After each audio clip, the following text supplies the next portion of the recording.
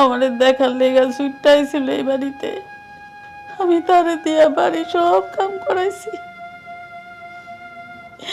তারপরও মুখ ফুটটা কিচ্ছু কয় নাই। এরপরও আমার কিডনি দিছে রতনের বাপ।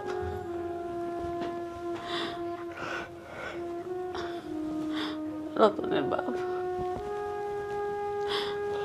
আমার তুমি নিয়ে যাইবা, আমার আমার বড় পোলার কাছে আমার নিয়ে যাইবা। হ এখানে আর থাকুম না, আমি বুঝা গেছি আমার বড় পোলাই আমার সব, এটা আমি বুঝা গেছি। তুমি আমারে নিয়ে যাইবা না কালকা?